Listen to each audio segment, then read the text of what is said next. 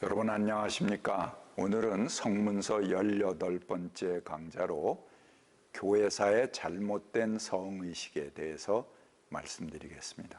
아가서는 하나님의 사랑을 상징화할 의도도 없고 이방 종교 의식에서 유래한 것도 아닌 그냥 서민들의 사랑 노래 모음집입니다.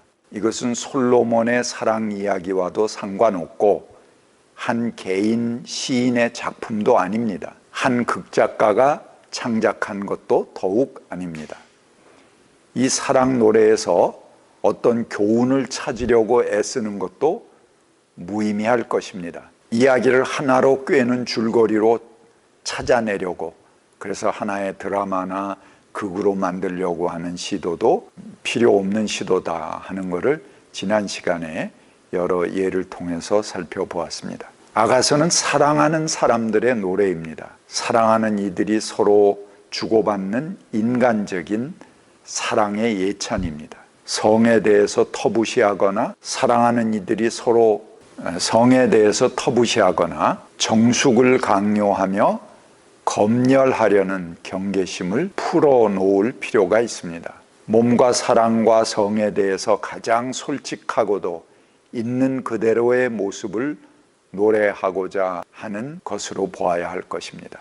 아가서에 대한 다양한 해석들은 이 책을 사용한 주체들이 여러 다른 의미의 층들을 가지고 있는 것을 보여주게 됩니다. 그러나 어떤 경우라도 인간의 순수한 사랑이 이데올로기로 매몰되거나 정죄되거나 공격받아서는 안 됩니다. 아가서 8장 6절에 사랑은 죽음처럼 강하고 라는 말과 같이 사랑은 돈이나 권력만으로도 얻을 수 없는 것입니다. 사랑은 사랑으로 노래하게 해야 합니다.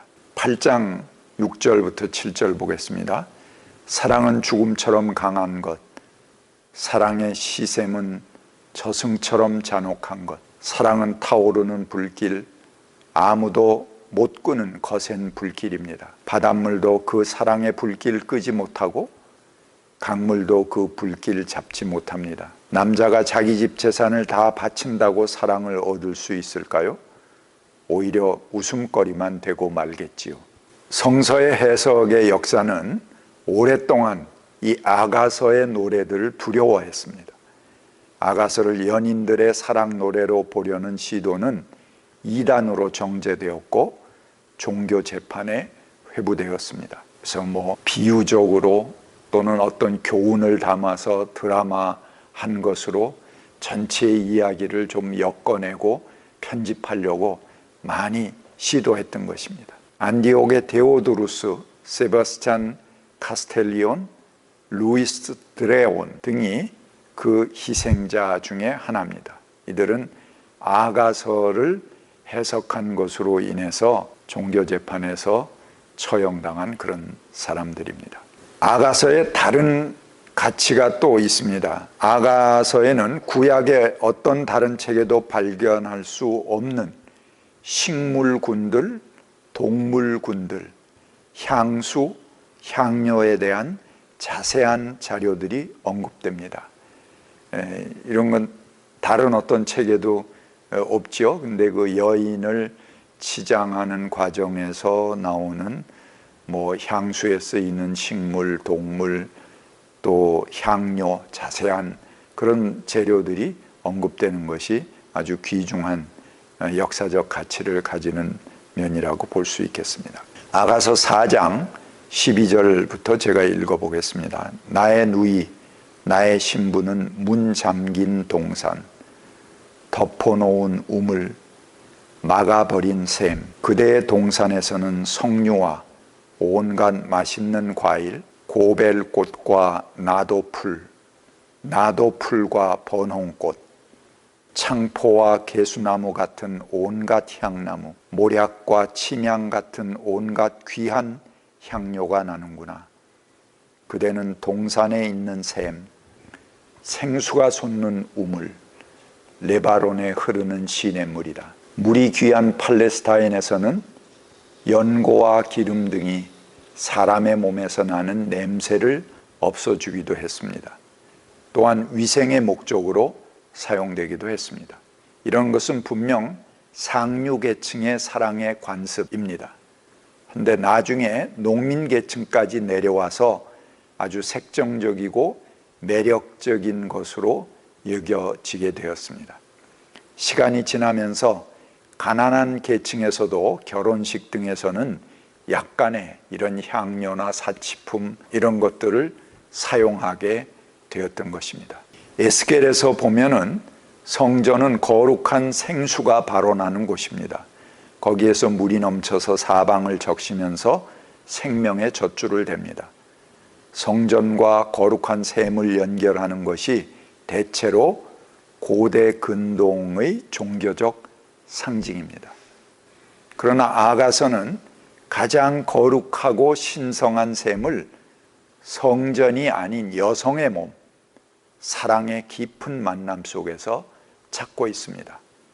거기에 가장 근원적인 생명의 힘이 솟구친다는 것이죠. 아가가 인간에 대한 사랑을 노래한 것인가 아니면 하나님에 대한 사랑을 노래한 것인가는 서로 떼어낼 수가 없습니다.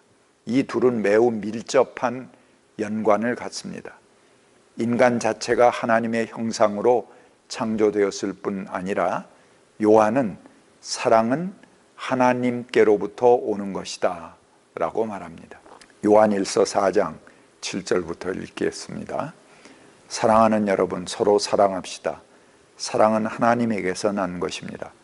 사랑하는 사람은 다 하나님에게서 났고 하나님을 압니다. 사랑하지 않는 사람은 하나님을 알지 못합니다. 하나님은 사랑이시기 때문입니다. 인간의 사랑은 하나님께서 현존하시는 증거입니다. 인간들 사이에 하나님 자신을 비추는 거울로서 하나님의 나타나심, 그 표현이 우리들 가운데 사랑으로 나타난다 이렇게 볼 수 있겠습니다. 사랑은 하나님께서 인간에게 주신 가장 큰 은사, 고린도전서 13장이죠.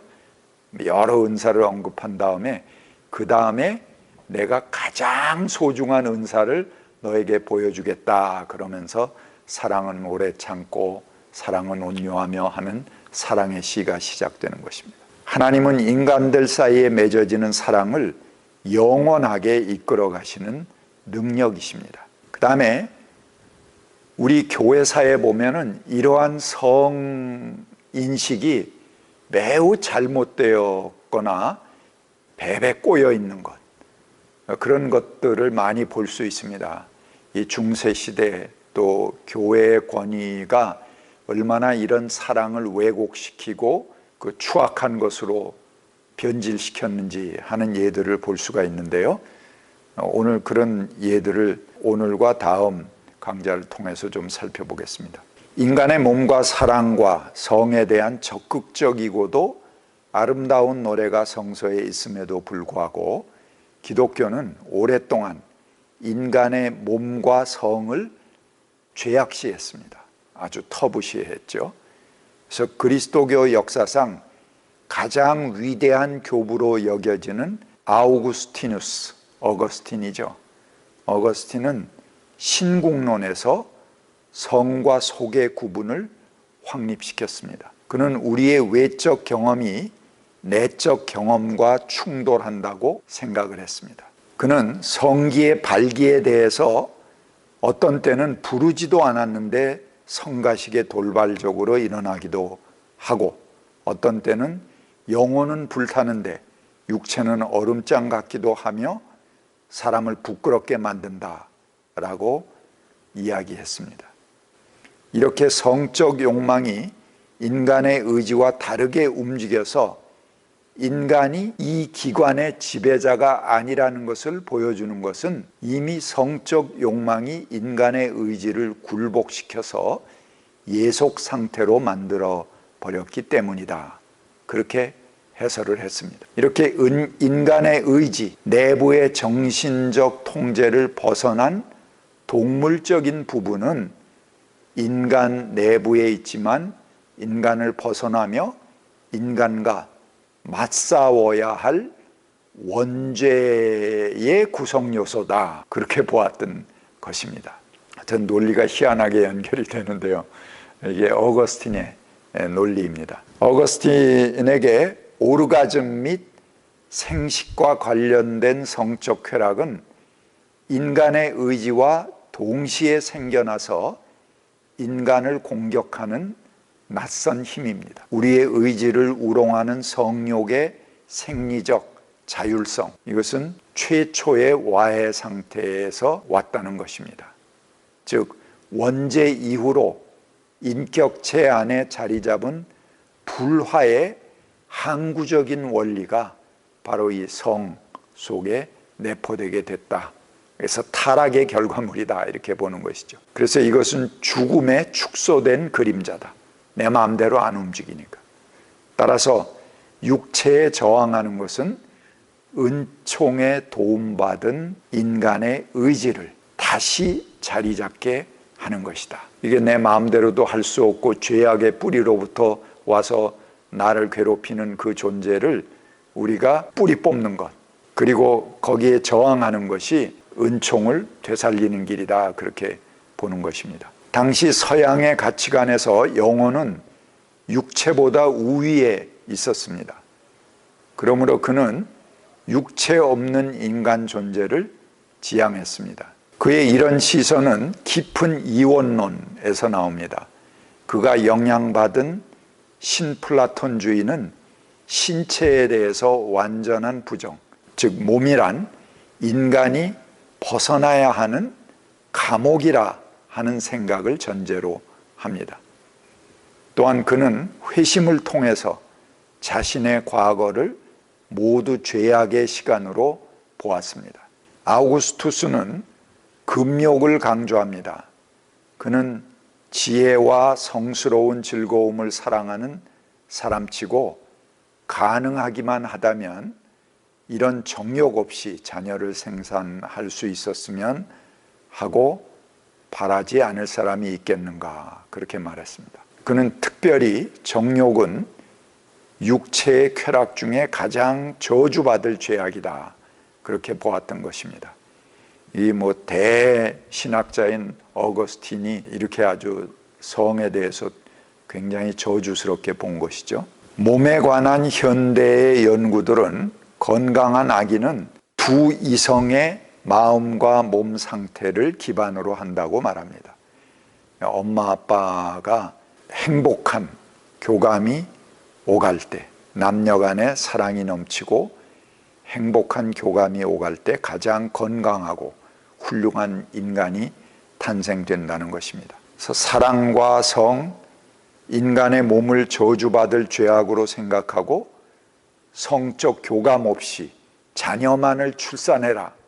이 어거스틴의 말대로 아마 그렇게 따랐다면 인류는 죄책감 속에서 새로운 생명을 잉태해야 되고, 또 새로운 생명들은 그 무거운 죄책감의 결과로 세상에 태어난 존재로 저주받은 삶을 시작해야 될 것입니다. 그리고 이 발생학적으로 보더라도 그런 상태에서 아무런 교감 없이 자녀만을 출산한다면은 그런 그 아기는 건강한 상태가 되기 어렵죠.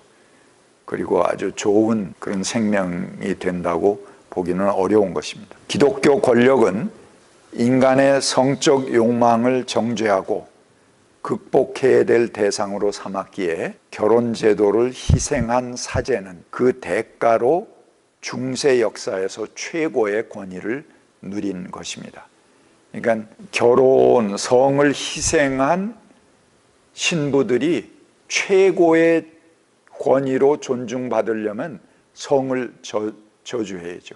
그리고 성을 아주 저급한 것으로 취급해야죠. 그래야지 보통 사람들은 전부 저급한 인간이 되고 신부는 고귀한 godfather가 되는 것입니다. 그래서 그들은 그 희생의 대가로 최고의 권위를 누립니다. 이들은 인간에서 성적 욕망을 분리시키는 신학 구조를 완성했습니다. 그리고 이는 인간의 몸을 정죄하고 나아가서 성적 욕망을 불러오는 여성을 악마적인 존재로 여겨서 마녀 사냥을 실시했습니다. 약 200만 명의 여성들이 마녀 사냥으로 희생되었습니다. 이렇게 기독교는 몸과 성과 여성을 차별하는 신학을 토대로 차별을 하늘의 뜻으로 둔갑시키는 신학을 불러들이게 된 것입니다. 감사합니다.